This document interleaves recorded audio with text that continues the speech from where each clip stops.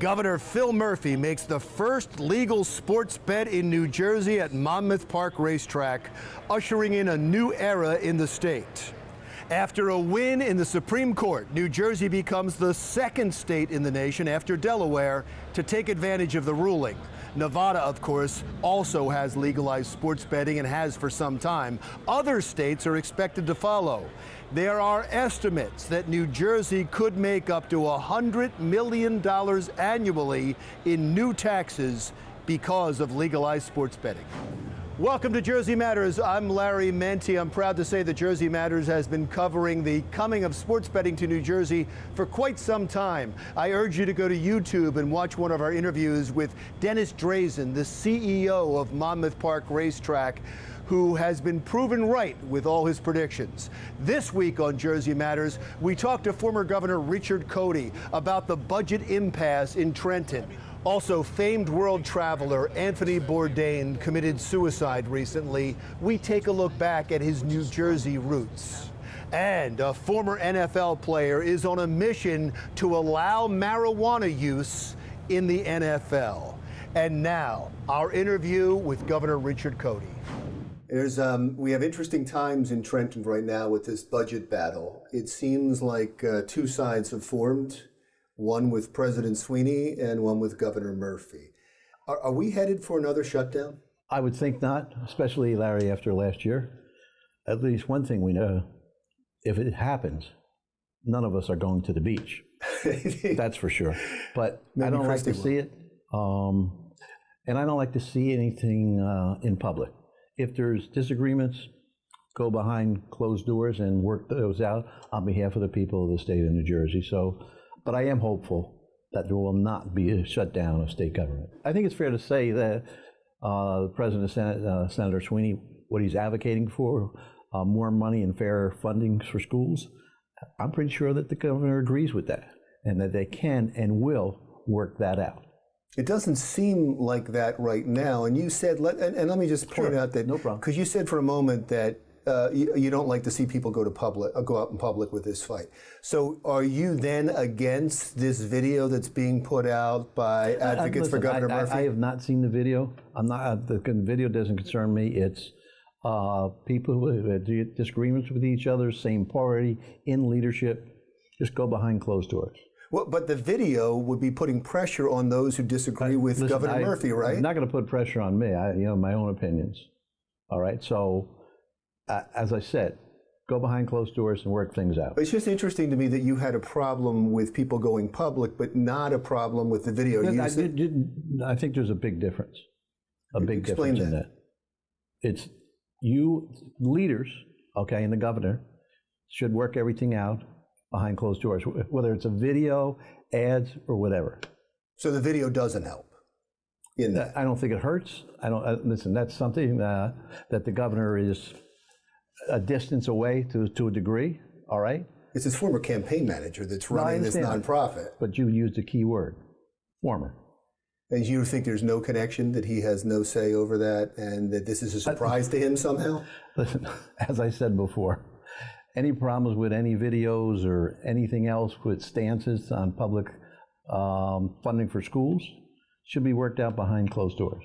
Governor Sweeney, of course, has a problem with the video, and Governor Sweeney has come out. By the way, I have not seen the video. No, nobody has. It's not out yet. Just the script has been out. A lot of people can say that about a lot of things. Let's go to the video, but right now we can't. Exactly.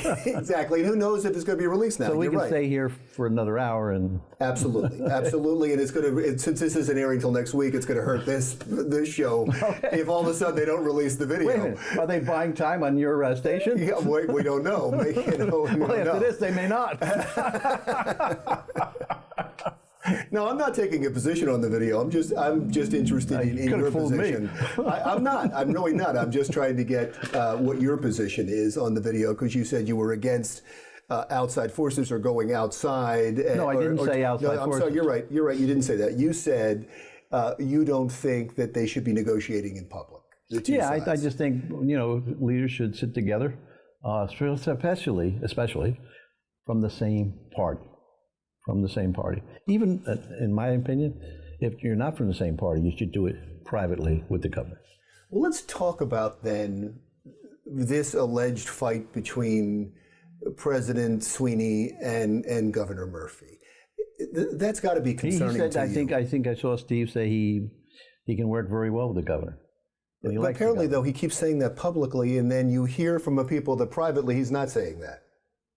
Well, he doesn't have those conversations with me. So you've never heard anything. As far as you know, he's more than willing to work with the governor.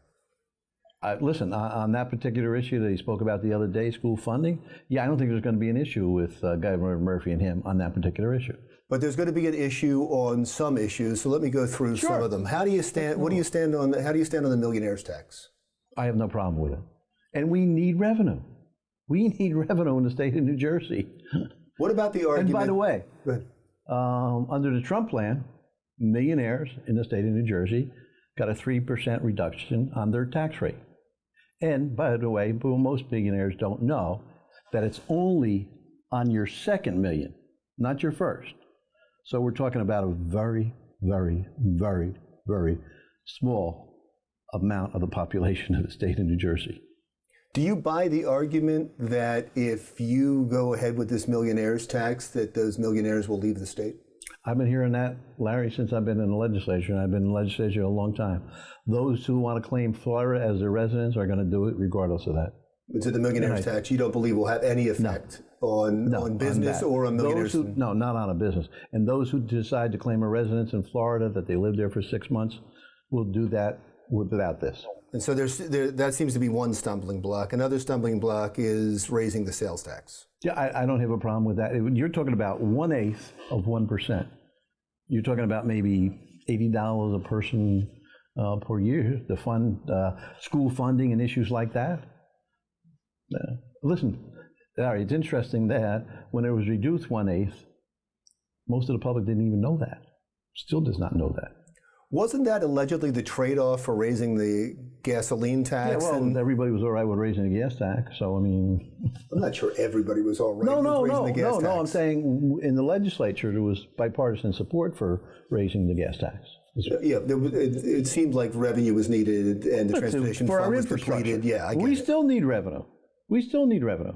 But isn't it a bait and switch if you say to the public, well, we'll lower your sales tax to make up at least for some of the gas tax, and then the next year you come around and say, I didn't hear that from the public. Those who were against it were against it.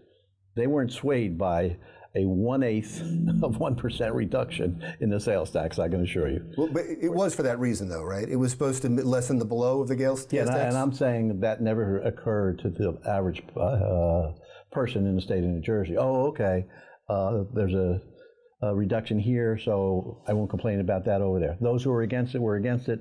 And that did not mitigate their opposition, Larry, is what I'm saying. Are you clearly universal pre-K? You're for that? Yes. And how do we fund it?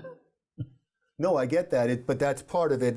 What I understand is that what they're saying is you can't pay for universal pre-K because we're not giving you this millionaire's tax and we're not giving you this sales tax. There's a lot of things that you can if you don't get certain items.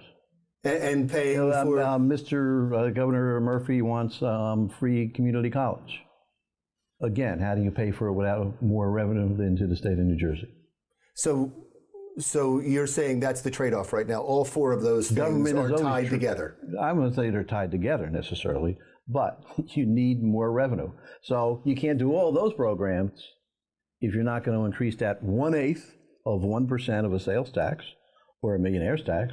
Where's the money?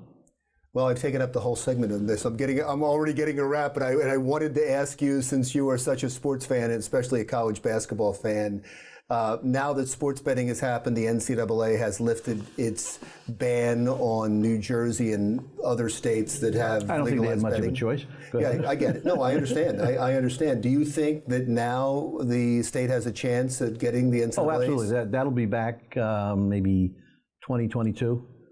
In the state of New Jersey, whether it's the first round or regional or whatever. You sound confident. Oh, absolutely. I mean, last time we had it was phenomenal. We're right next to New York City, so no, it's a great spot. Oh, that's wonderful. So we end on good news. When we come back, I do want to talk about something that I know you're proud of, and that's your initiative to prevent teen suicides in the state of New Jersey. We'll talk to Governor Richard Codey about that when Jersey Matters continues.